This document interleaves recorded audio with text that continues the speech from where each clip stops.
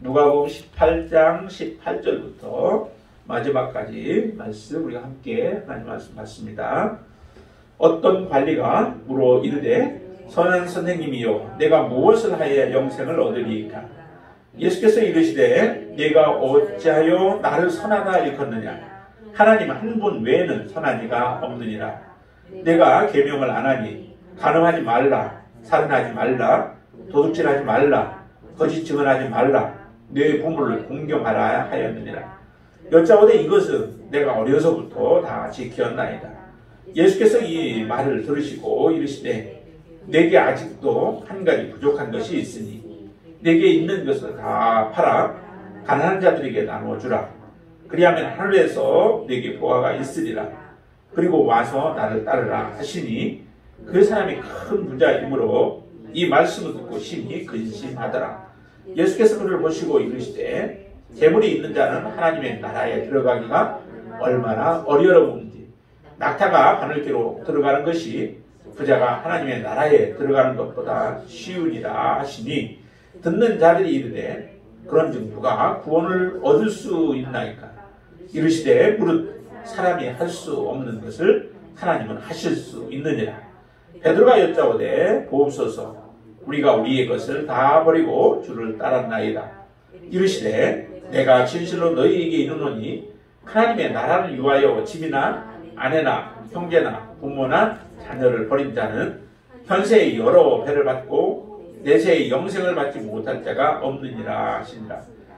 예수께서 12 제자를 내리시고 이르시되 보라 우리가 예루살렘으로 올라가느니 선지자들을 통하여 기록된 모든 것이 인자에게 응하리라. 인자가 이방인들에게 넘겨져 희롱을 당하고 능욕을 당하고 침뱉음을 당하겠으며 그들은 채찍질하고 그를 죽일 것이나 그는 3일 만에 살아나리라 하시되 제자들이 이것을 하나도 깨닫지 못하였으니 그 말씀이 감추었으므로 그들이 그 이르신 말을 알지 못하였더라.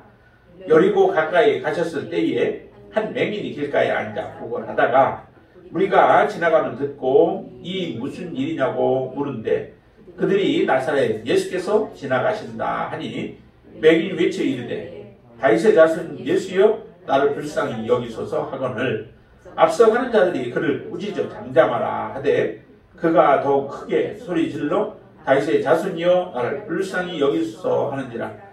예수께서 머물러 서서 명하여 데려오라 하셨더니 그가 가까이 오매 물어 이르시되 내게 무엇을 하여 주기를 원하느냐? 이르되 주여 보기를 원하나이다. 예수께서 그에게 이르시되 보라 내 믿음이 너를 구원하였느니라 하시매 곧 보게 되어 하나님께 영광을 돌리며 예수를 따르니 백성이 다 이를 보고 하나님을 찬양하니라. 아멘. 누가복음 후반절 부분들은 우리가 전에 말씀드렸듯이 우리가 어떻게 하나님의 나라에 들어가는가, 어떻게 해야 하나님의 나라에 들어가는가 라고 하는 부분들에 대해서 계속 말씀하고 있습니다. 그렇다고 우리의 행위 구원을 꼭 얘기하는 것은 아니에요.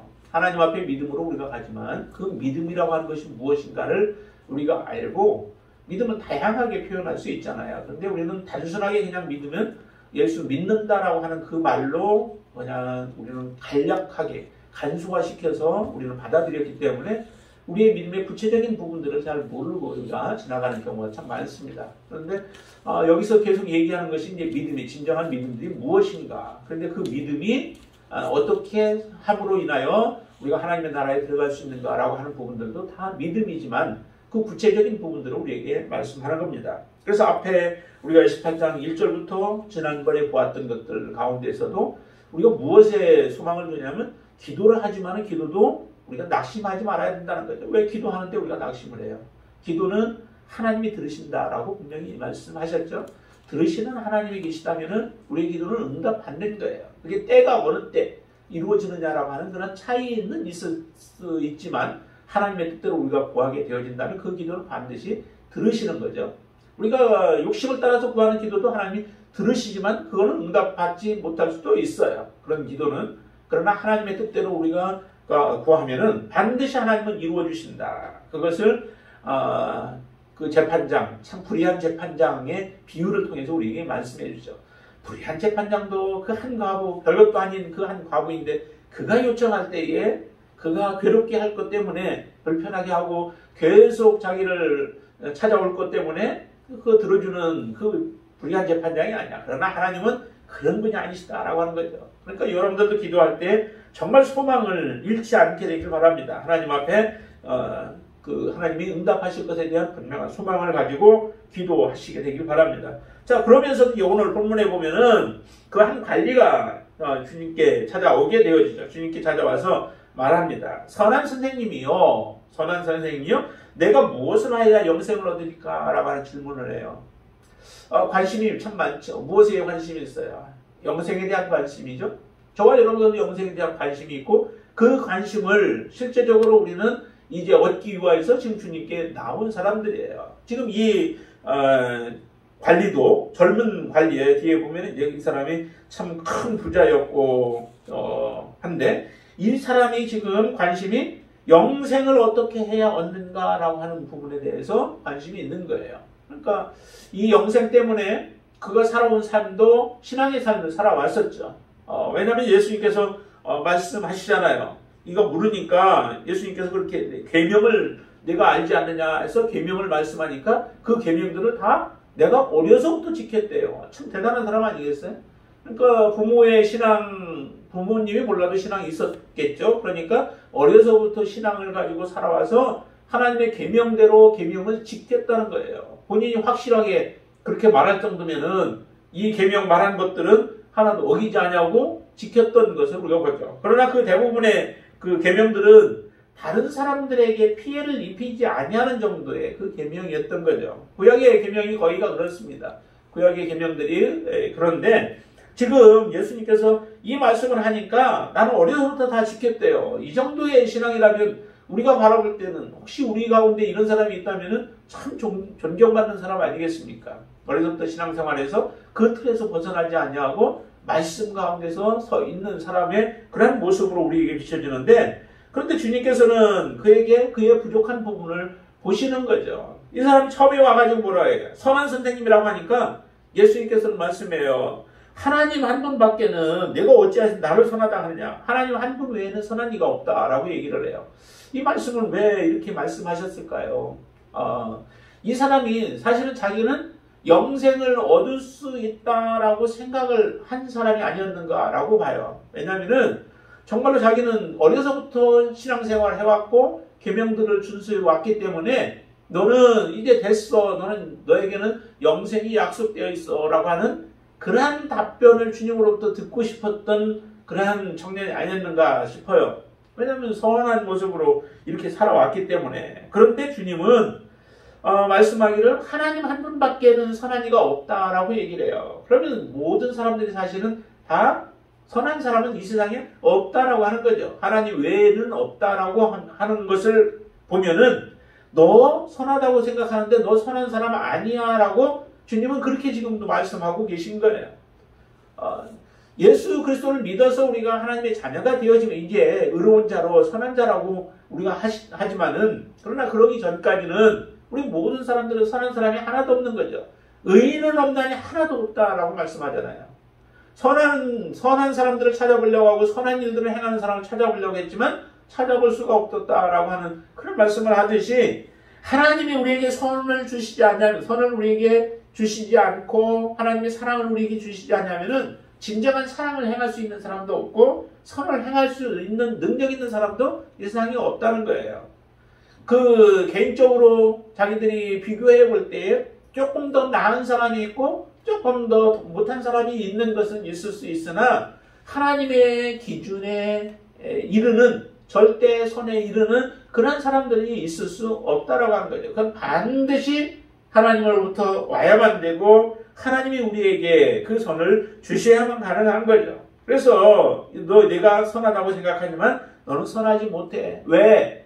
내가 말씀을 지켰다고 하고 계명을 지켰다고 하지만 내가 온전한 계명을 사실은 지키지 못했다라고 하는 것을 예수님이 말씀하시는 것이 그 내용들이에요.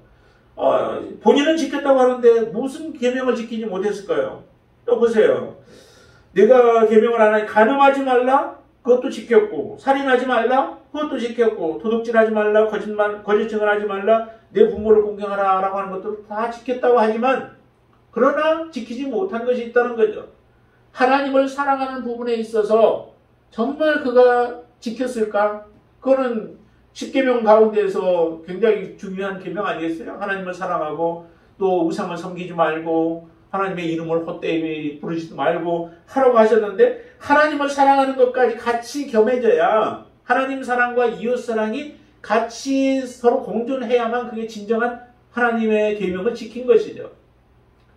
이렇게 피해만 안 준다고 그게 하나님의 계명을 이룬 것은 아니라는 거예요. 그럼 무엇을 가지고 우리가 하나님을 사랑하지 못했다라고 하는 것을 우리가 알 수 있는가? 계명도 하나님의 말씀인데 그 말씀 지켰으면은 하나님을 사랑한 것이고 한 것인데 왜 우리가 그렇게 말할 수 있을까? 그것을 이제 22절에서 이렇게 얘기를 하죠. 22절 한번 같이 읽어볼까요?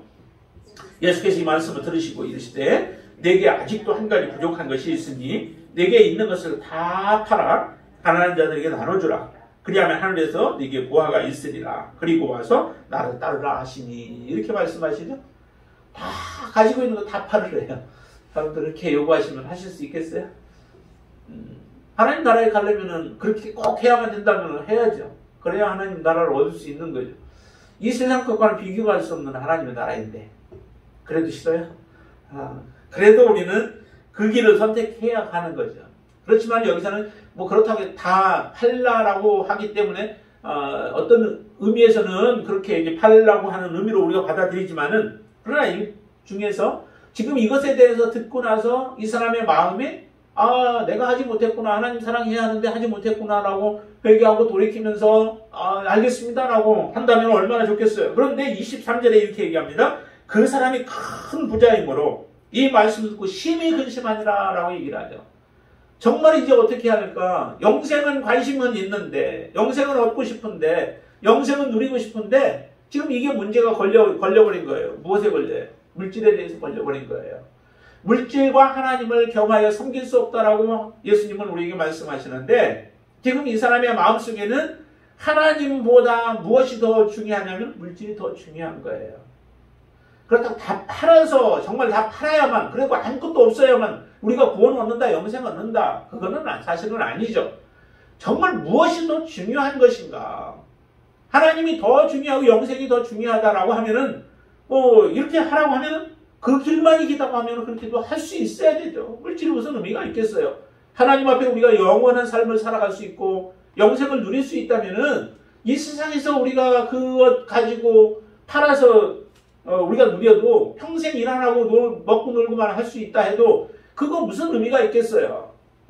그러나 꼭 그런 의미만은 아니겠죠. 정말 부자가 자기가 애써서 땀 흘려서 번 그 돈을 다른 사람을 위하여서 쓸 수 있는 그런 마음이 정말 주어져 있는가? 그게 되어 있는가? 하나님의 말씀을 더 중요하게 여기고 하나님의 말씀이 우선된 삶을 우리가 살아갈 수 있는가라고 하는 것을 우리는 봐야 되죠. 그게 안 된다면은 물질로 하나님을 섬긴다라고 하는 것, 이웃을 섬긴다라고 하는 것, 그건 어려운 거예요. 하나님보다 물질을 더 우리는 사랑하게 되어진 거죠. 그렇게 되어져서는 우리가 정말 얻고자 하는 것 얻을 수 없게 되어집니다. 저번에 말씀을 한번 드렸었죠. 정말로 밭에 감추어진 보화를 얻기 위해서는 내가 가지고 있는 모든 것을 다 팔아서, 주인이 사실은 얼마를 요구했는지는 모르겠지만은 그것이 내 재산의 모든 것을 다 팔아야만 산다 할지라도 보화를 발견한 사람은 그것을 사게 되어 있어요. 그러나 그 가치가 의미가 없는 거면은, 가치가 별로 나가는 것이 아니라면은 우리는 그렇게 투자할 이유가 없죠. 그렇게 내 것 모든 것 다 팔아가지고 그것을 살 이유가 없죠. 그렇기 때문에 하나님의 나라에 대한 가치를 우리가 어디에 두고 있는가, 영생에 대한 가치를 어떻게 우리가 생각하고 있는가라고 하는 것이 우리가 구원 얻는, 영생 얻는 가장 큰 비결이에요. 정말 그 가치가 우리에게 가장 크다고 생각하면 물질에 대해서 우리는 연연하지 않는 거예요. 매이지 않는 거예요. 물질을 초월할 수 있는 그런 믿음이 우리에게 생겨지는 거죠. 그럼 어떻게 우리가 살아갈 것인가? 그것도 하나님 앞에 맡기는 거죠. 그러니까 하나님을 붙들고 하나님을 의지하면서 소망 가운데 우리가 살아가는 거죠. 지금 31절부터 34절 말씀 한번 보세요. 거기에 보면 이런 말씀들이 나오잖아요. 예수님께서 하시는 말씀인데 거기에 보라, 예수께서 12 제자를 데리시고 이르시되 보라 우리가 예루살렘으로 올라가느니 선지자들을 통하여 기록된 모든 것이 인자에게 응하리라. 인자가 이방인들에게 넘겨져 희롱을 당하고 능욕을 당하고 침뱉음을 당하겠으며 그들은 채찍질하고 그를 죽일 것이나 그는 3일 만에 살아나리라. 이런 말씀들을 하세요. 왜 예수님께서 여기서 이 본문 가운데서 이 내용을 이렇게 여기다 넣었을까요? 누가가?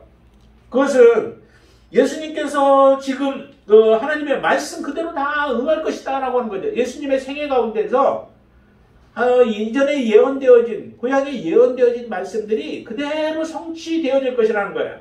근데 그 성취가 누구에게? 다른 사람에게가 아니라 예수님 자신 본인에게 다 이 일들이 응하여질 것이라는 거예요. 근데 정말 좋은 성취들이 이루어지면 얼마나 좋겠어요. 근데 여기에 나오는 그 성취는 이런 얘기들 하죠. 선지자들 통하여서 말씀하신 것인데 32절 우리 다시 한번 같이 읽습니다. 인자가 이방인들에게 넘겨져 희롱을 당하고 능욕을 당하고 침뱉음을 당하겠으며 그 다음 33절 그들은 채찍질하고 그를 죽일 것이나 라고 얘기를 해요. 이와 같은 끔찍한 일들이 예수님의 생애, 내 생애 가운데 그대로 이루어질 것이다 라고 하는 것을 지금 제자들에게 말씀하시는 거예요. 그런데도 예수님께서 31절 보라 우리가 예루살렘으로 올라간다 라고 얘기를 해요. 예루살렘에 올라가서 이와 같은 일들을 당하게 될 것인데 주님은 그렇게 말씀하신다고요. 그냥 갑작스럽게 주님이 십자가에 달려 죽으신 게 아니라는 거예요. 이미 예언되어져 있고 그의 길은 메시아의 길을 가야 하고 그의 길을 통하여서 죽은 자들을 살리고자 하는 하나님의 그 계획을 그대로 성취하면서 나아가는데 주님은 예루살렘으로 죽으러 가면서도 보라 우리가 예루살렘으로 올라가느니 라고 말씀을 하세요. 당당하시잖아요. 어떻게 보면 죽음을 향해서 뚜벅뚜벅 걸어가시는데 아주 당당한 모습으로 걸어가세요. 우리가 이렇게 걸어갈 수 있겠어요? 주님이 어떻게 이렇게 걸어갈 수 있었을까요? 그것은 보니까 33절의 후반절에 얘기하는데 그는 3일 만에 살아나리라 라고 말씀하시잖아요. 이와 같이 모욕을 당하고 멸시를 당하고 채찍질을 당하고 그러면서도 십자가에 죽게 되어질 것이지만은 반드시 나는 부활하게 되어질 것이다 라고 하는 소망의 메시지를 주시잖아요. 이 소망이 예수님에게는 있는 거예요. 그러니까 히브리서 12장에서도 말씀하기를 앞에 있는 즐거움을 위하여서 그 모든 고통들을 다 참고 이겨내시는 거죠. 죄인 취급을 하는데도 불구하고 죄인들 아니에요 우리는. 그런 죄인들이 예수님을 오히려 의인을 죄인 취급하는데도 그 길을 당당하게 가셨다라고 얘기를 해요. 그것은 앞에 있는 즐거움을 위하여 그 길을 가셨는데 하나님께서 다시 의롭게 하시고 다시 부활케 하시고 다시 올리시는 그 놀라운 영광을 바라보면서 주님이 그 길을 행하신 거예요. 그리고 주님의 그 마지막은 우리를 살리는 일들을 행하시기 때문에 주님은 그 길을 피하지 아니하시고 가셨던 것이죠. 이처럼 주께서 그 고난의 길들도 소망이 있기 때문에 그 길을 걸어가시는 겁니다. 우리에게 이 소망이 없다면 어떻게 가겠어요? 주님이 가셨던 것과 같이 우리도 이 소망을 붙잡아야 되는 거예요. 하나님의 나라에 대한 소망을 붙잡고 여러분들이 살아가시게 되어진다면 우리의 믿음도 결국에는 마지막에 승리의 길로 나아가게 되어질 줄로 믿습니다. 그러나 이걸 놓쳐버리면 우리는 이 땅에서 우리는 헤매이다가 머무를 수밖에 없는 헛된 인생을 살아갈 수밖에 없는 인생이 되어질 거예요. 이 부자 청년 그동안에 얼마나 성실한 모습으로 일들을 했겠어요. 신앙이 있었고 그리고 나서 많은 부자가 되어졌는데 그 부자가 되어진 것들 그 부자가 되어지면서 얻었던 그 재물들을 놓기가 참 힘든 거예요. 신앙은 있었다 하면서도 그거를 놓기가 어려운 거죠.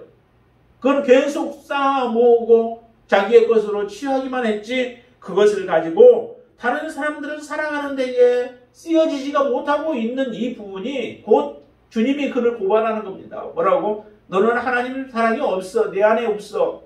정말 내가 하나님을 사랑한다면 하나님의 말씀대로 내가 사랑한다면 내가 가지고 있는 것을 가지고 다른 사람들을 섬기는 데에 쓰여질 수 있을 거야. 그 일을 해. 그리고 나서 나를 따라와. 그러면 너에게 영생이 있을 거야 라고 지금 말씀하시는 거죠. 참 이 말씀을 들으니까 여러분들은 어떤 생각이 드세요? 아, 그 길 뭐 갈만하겠구나, 쉽구나, 그런 생각이 드세요? 이렇게 제자들도 그래, 그 말을 듣고 나서 얘기를 하죠. 주님이 한마디 더 합니다. 24절 보시면 예수께서 그를 보시고 이르시되 재물이 있는 자는, 그가 근심하며 이제 심히 근심하며 돌아가는 모습을 보면서 재물이 있는 자는 하나님의 나라에 들어가기가 얼마나 어려운지, 그러면서 비유를 얘기하죠.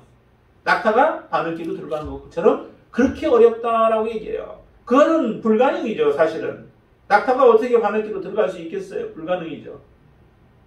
그런데 그 불가능으로 딱 모든 것이 맞춰져 버렸다면은 우리에게는 소망이 없죠. 낙타가 바늘 끼고 들어가는 것처럼 어려워, 부자가 하늘나라에 가는 거 이렇게 어려워 라고 하고서 딱 말아버렸다면은 우리에게는 소망이 없죠. 그런데 소망은 말씀이 한마디 더 주어져요. 제자들이 이렇게 먼저 투덜거리죠. 듣는 자들이 이르되 그런즉 누가 구원을 얻을 수 있겠나이까. 구원 얻을 수 있는 사람 그럼 없겠네요. 누가 구원을 얻겠어요? 주님 말씀하시죠. 27절로 같이 읽습니다. 이르시되 무릇 사람이 할 수 없는 것을 하나님은 하실 수 있느니라. 아멘. 예, 사람은 할 수 없어도 하나님은 하실 수 있다는 거예요. 우리의 마음을 그렇게 바꿔버릴 수 있는 거죠. 세상에 연연했던 사람들을 세상에서부터 세상을 끊어버릴 수 있는 그런 믿음을 우리에게 주실 수 있는 거죠. 여러분들이 지금 여기 앉아있는 것도 바로 하나님 그런 은혜를 주셔서 여기 앉아있는 줄로 믿습니다. 그렇지 않았으면 우리가 벌써 뛰쳐나갔겠죠.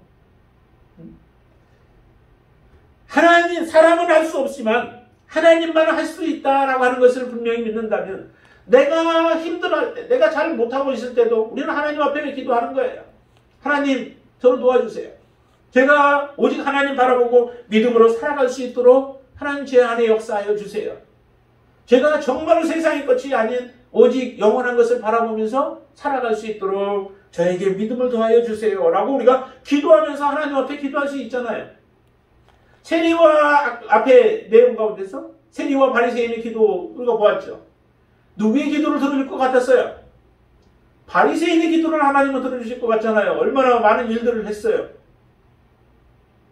금식도 하고 구제도 하고 또 11조도 드리고 하는 이런 아주 성실한 모습들을 보면서 그 사람의 기도는 들어줄 건데 세리의 기도는 들어주지 않을 거야. 그렇지만 세리가 정말로 힘을 다해서 하나님 앞에 나아가 자기의 부끄러운 모습 그대로 가지고 나아가서 하나님 앞에 정말 나를 불쌍히 여겨달라고, 긍휼히 여겨달라고 하나님 앞에 기도할 때에 세리의 기도가 응답받은 것처럼 나는 할 수 없습니다 라고 하는 그런 마음을 가지고 우리가 하나님 앞에 기도할 때에 하나님의 긍휼이 여러분 안에 충만히 임하고 우리가 영생을 얻을 수 없던 자들이 온전한 영생을 누리는 자들로 하나님 우리를 세워주실 줄을 믿습니다. 그래서 이 하나님을 우리가 바라보는 게 이게 정말 소망의 말씀 아니겠어요? 사람으로서는, 부자로서는 할 수 없고 사람으로서는 할 수 없는 것을 하나님은 할 수 있는 분이시다라고 하는 것을 믿고 살아갈 수 있도록 한 게 진정한 우리의 소망 아니겠습니까? 그러니까 제자들 가운데 베드로가 이렇게 얘기를 하잖아요. 그럼 나는 다 버리고 지금 주님 따라가고 있습니다. 그렇게 얘기했죠. 자, 28절 한번 보실까요? 베드로가 여짜오되 보소서 우리가 우리의 것을 다 버리고 주를 따랐나이다. 주님이 부를 때 베드로가 어떻게 했어요? 고기잡이 하다가 주님이 부르셨어요. 그때 배와 부모 다 버려두고 그리고 나서 고물도 다 내려놓고 그리고 주님을 쫓아갔죠. 그 모습을 이제 지금 얘기하는 거예요. 그런 그 베드로를 두고 주님께서는 그냥 베드로에게 얘기한 게 아니라 모든 사람들에게 얘기를 해요. 이런 약속을 하시죠. 내가 진실로 너희에게 이루느니 하나님의 나라를 위하여 집이나 아내나 형제나 부모나 자녀를 버린 자는 현세에 여러 배를 받고 내세에 영생을 받지 못할 자가 없느니라 라고 말씀해요. 베드로만이 아니죠. 베드로도 사실은 그렇게 모든 거 버리고 따라갔다고 하지만은 베드로의 마음속에도 어떤 마음들이 있어요. 높아지고자 하는 마음들이 있잖아요. 예수님이 예루살렘으로 올라갈 때 제자들 가운데 다툼이 있었다라고 다른 데서 말씀하셨죠. 그 다툼이 어떤 다툼이에요? 더 높아지고자 하는, 더 크고자 하는 그런 다툼들이에요. 하나는 그 부모까지 동원해가지고 좌의정 우의정 시켜달라고 하나님의 나라에 임하거나 그렇게 해달라고 하자 다른 제자들도 똑같이 그것 때문에 그 소리를 듣고 나서 화가 나는 거죠. 제자들의 마음속에 그런 크고자 하는 마음이 없었다면은 굳이 그런 얘기 들어도 그래 네가 그거 해 나는 그냥 가서 섬길게 그러면 되잖아요. 거기에 화가 나는 이유는 나도 좀 큰 사람이 되고 싶은데 자기들이 다 차지하고 하려고 하는 그 마음 때문에 그런 마음이 들지 않겠어요? 버렸다고 하지만 다 버린 게 아니죠. 정말 하나님이 원하시는 것은 우리가 하나님 앞에 어떤 섬김에 섬기는 사람이 되어질 것인가 라고 하는 그런 모습으로 우리 자신을 하나님 앞에 드리는 것을 원해요. 내가 큰 자가 되어져서 하나님 앞에 영광이 아니라 내가 정말 하나님의 말씀대로 잘 섬기는 자가 되어지고 하나님의 뜻대로 순종하며 살아가는 사람이 되어졌을 때 하나님의 나라에서 우리는 큰 자가 되어지는 것이지 내가 높은 곳에 있다고 많은 것을 가졌다고 하나님이 영광 받으시는 것이 아니다라고 하는 거죠. 그러면 우리는 철저하게 정말 이 땅에 사는 동안에는 섬김의 삶을 살아가는 거예요. 순종의 삶을 살아가는 거예요. 낮은 자의 자리에서 어떻게든 다른 사람들을 섬겨서 하나님 앞에 세우는데 우리는 쓰임을 받는 그 삶을 우리가 살아가는 거예요. 그럴 때 하나님 앞에 영광이 되어지는 거죠. 그런 사람들은 바로 어느 누구든 간에 현세에도 여러 배 받고 그 다음에 내세의 영생을 받지 못할 자가 없대요. 그런 사람들이 바로 영생을 얻는다라고 말씀을 하시는 거죠.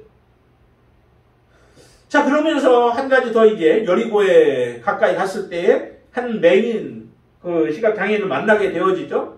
그런데 그 맹인이 길에서 앉아서 구걸을 했다라고 얘기를 해요. 그때 많은 사람들이 지나가니까 웅성웅성하고 소리 소란스러우니까 이게 무슨 일인가라고 하면서 이제 묻게 되어지죠. 그러자 대답이 어떻게 나와요? 나사렛 예수께서 지나가신다라고 얘기를 해요. 나사렛 예수께서 지나가신다. 그러면 이 맹인이 어떻게 말해야 될까요? 33절에 외치는데 뭐라고 외쳐야 될까요?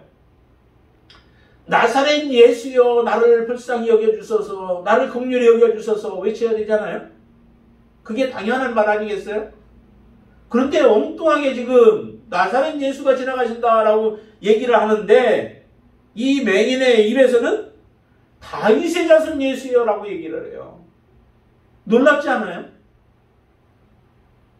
내가 들은 대로 보통은 말을 하게 되어 있는데 이 사람의 입에서는 그렇게 얘기하지 않아요. 다윗의 자손 예수래요. 그의 마음속에 비록 자리에 앉아서 맹인이기 때문에 어디 돌아다니기 쉽지 않고 앉아서 구걸하는 인생이지만 이 맹인의 마음속에 무엇이 들어있었는가 무엇을 생각하고 있었는가라고 하는 것이 보이지 않아요. 이 사람의 마음속에 늘 구걸하면서 내가 어떻게 살아갈 것인가 라고만 생각하며 구걸하고 있었으면은 오늘 이 사람 많은 사람들이 지나가니까 돈 좀 많이 달라고 그렇게 외치고 있지 않겠어요? 한 푼 줍시오 한 푼 줍시오 하면서 구걸했겠죠.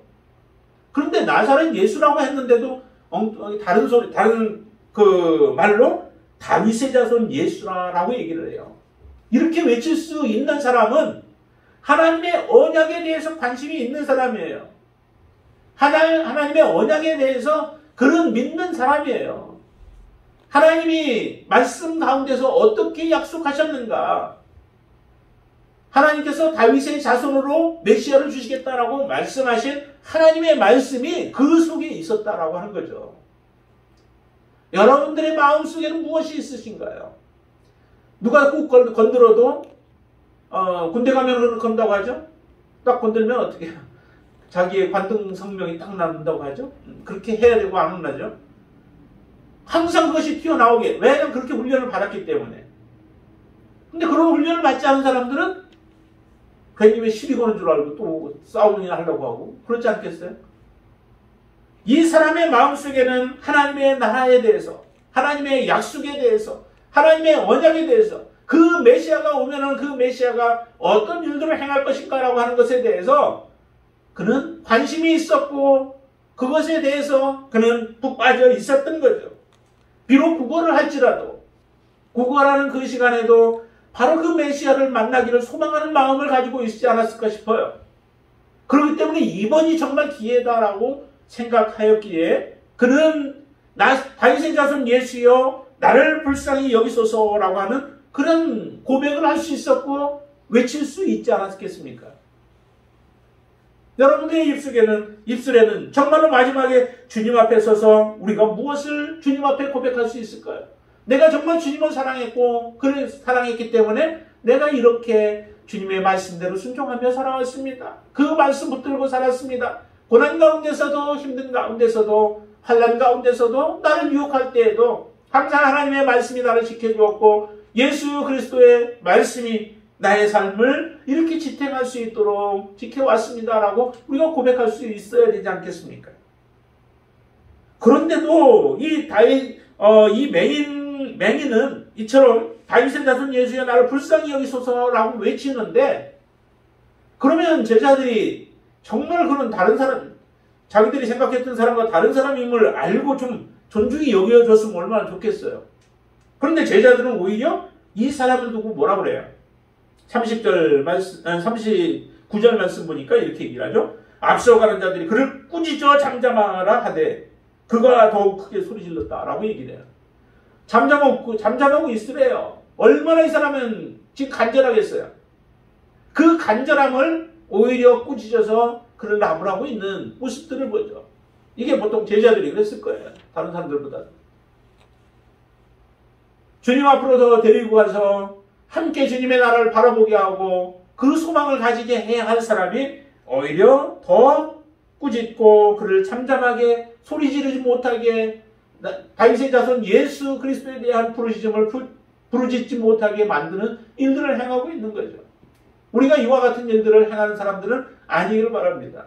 여러분들은 누군가의 정말 어려운 가운데 있으면 그들을 끌어주고 그들에게 소망을 부어주고 그들을 인도해 주어서 하나님 앞에 바르게 설 수 있도록 인도하는 하나님의 귀한 사람들이 되길 바랍니다. 이 맹인에게는 정말 이렇게 주변에서 핍박이 와도 그 핍박에 굴하지 않아요. 우리가 정말 온전한 믿음이 있다면은 우리 앞에 여러 가지 어려움들을 주면서 우리를 핍박하고 우리를 어렵게 해도 그것에 의하여 우리의 믿음은 파손하지 않게 되어져요. 그게 진정한 믿음이에요. 그래서 제가 계속 말씀드리는 게 끝까지 주님을 붙들으라고 말씀을 드리는 거죠. 때로는 우리가 우리 자신을 고발할 때는 있어요. 너 같은 것이 그렇게 죄인이라고 우리가 스스로를 그렇게 우리 자신을 지적질하면서 우리를 힘들게 할 때도 있다는 거죠. 그러나 그때에도 우리는 예수 그리스도에 대한 믿음을 버리지 말고 그분께 마지막까지 남은 자로서 우리가 살아가고자 주님을 붙들을 때에 그 사람이 진정한 믿음을 가지고 있는 자죠. 마지막까지 주님을 떠나지 않는 거예요. 주님을 놓지 않는 거예요. 그게 바로 우리가 믿음이 있다라고 하는 증거지 누가 뭐라고 한다고 해서 금방 우리의 믿음을 포기해버리고 돌아서 버린다면은 그 사람은 구원받지 못해요. 마지막까지 그래서 우리가 주님과 함께하는 자여야 된다라고 말씀을 드렸던 거예요. 이 맹인이 멈추는지 보세요. 사람들이 얼마나 많은 사람들이 있었고 그 가운데 소리를 외쳐. 주님이 지금 어디 있는지는 모르잖아요. 주변에 있을 텐데 보이지가 않으니까 거리를 가서 뭐 조용하게 얘기할 수도 우리 같으면 얘기하지만은 그러나 맹인은 지금 주님이 얼마나 떨어져 있는지 웅성거리는 사람들 많은 사람들이 모여있기 때문에 지금 얼마나 사람들이 많이 있는지 그리고 소리들이 시끄러운 소리들이 많이 있겠죠. 그러니까 잘 들리지 않으니까 어떻게 해서든 자기의 목소리를 주님께 들려지도록 하기 위해서 부르짖을 수밖에 없는 거예요. 뭉쳐라고 해서 멈춘다면은 그는 그 자리에 그냥 그렇게 살아갈 수밖에 없을 거예요. 여러분들은 누가 여러분들을 핍박할지라도 멈추어서지 않게 되기를 바랍니다. 마지막 주님이 들으시는 그날까지 우리가 주님 앞에 부르짖기로 작정하고 그렇게 주님 앞에 고백할 수 있게 되기를 바랍니다. 그래서 다윗이 이제 더 크게 소리 질렀다고 그래요. 이전보다 더 크게. 주님이 못 들으셨는 겁니다. 내가 부르시셨는데 주님이 못 들으셨는 겁니다. 오히려 주변 사람들만 내가 시끄럽게 하고 듣지 못했는가 보다 생각했던지 그가 더욱 크게 소리를 질렀다라고 얘기를 해요. 그러면서 다윗의 자손 예수여 다윗의 자손이여 나를 불쌍히 여기소서라고 할 때 주님이 들으셨습니다. 주님이 들으시고 그를 가까이 오라고 하시고 소원을 물으시죠. 무엇하여 주기를 원하느냐? 그때 보기를 원합니다 라고 얘기를 하죠. 여기서는 구원을 얻었다 뭐 이런 표현은 하지 않아요. 그렇지만 실제적으로 구원이라고 하는 것을 무엇으로 표현할 수 있냐면은 40절에 보면 곧 보게 되어라고 이렇게 얘기를 하죠. 보지 못했던 자가 곧 보게 되었다라고 얘기를 합니다. 보게 되어서 예수 그리스도를 직접적으로 보게 되어진 거죠. 이것이 하나의 구원의 의미로 우리에게 표현한 것이죠. 그래서 그는 예수 그리스도를 보고 그리고 나서 하나님께 영광을 돌리며 예수를 따르니 백성이 다 이를 보고 하나님을 찬양했다라고 얘기합니다. 예수 그리스도를 따르고 그를 보게 되어서 주님을 따르는 그러한 사람이 되어졌어요. 삶이 완전히 바뀌어졌죠. 그 바뀌어지게 만들었던 것이 곧 예수 그리스도 그분 메시아 또 언약의 약속을 붙잡고 살아간 거죠.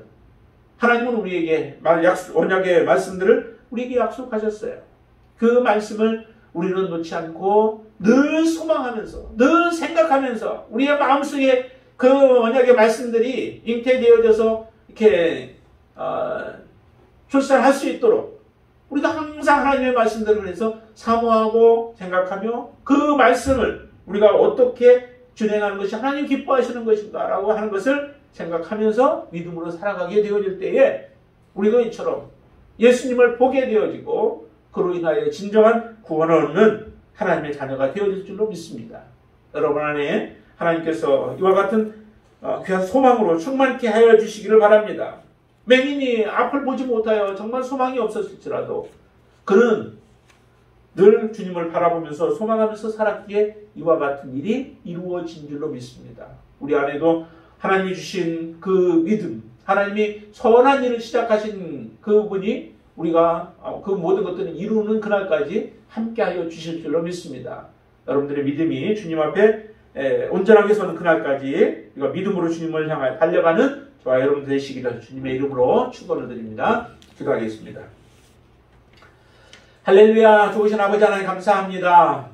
하나님 앞에 우리가 어떻게 해야 하나님의 나라에 들어갈 수 있는지 그것은 우리의 물질에 매이지 않냐고 물질보다 하나님을 더 사랑하여서 하나님이 말씀하신 대로 순종하며 살아가는 것이 곧 우리가 영생의 길에 들어가는 것이요. 그 길은 내 힘으로 되어지는 것이 아니고 내가 선한 일을 한다고 우리는 그렇게 해서 선한 일 조그마한 일들을 행하면 그것 때문에 우리는 교만해져서 나는 구원 얻었다 영생을 얻었다 착각하지만 하나님 그것은 우리가 이룰 수 있는 것이 아니라 하나님이 주시는 것인 줄로 믿습니다. 하나님만은 하실 수 있는 줄로 믿습니다. 하나님 정말로 무엇보다도 하나님 앞에 온전한 믿음으로 설 수 있도록 도와주시옵소서. 우리가 고난 가운데 처할지라도 예수 그리스도가 부활을 소망하면서 사셨던 것처럼 우리 앞에 반드시 하나님께서 우리가 지나온 날들을 보상해 주실 그날이 있고 또 하나님 앞에 믿음으로 살아간 자들에게 주시는 영원한 하나님의 언약의 약속이 있는 줄로 믿습니다. 그 약속을 우리가 잃어버리지 않게 하여 주시옵소서. 아버지 하나님 고난 가운데서도 더욱더 아버지 하나님 핍박이 오는 가운데서도 포기하지 아니하고 그 사명을 이루기까지 주님이 주시고자 하는 영생을 얻기까지 포기하지 아니한 것처럼 우리도 그 믿음으로 살아갈 수 있도록 역사하여 주시옵소서. 예수님의 이름으로 간절히 기도드리옵나이다. 아멘.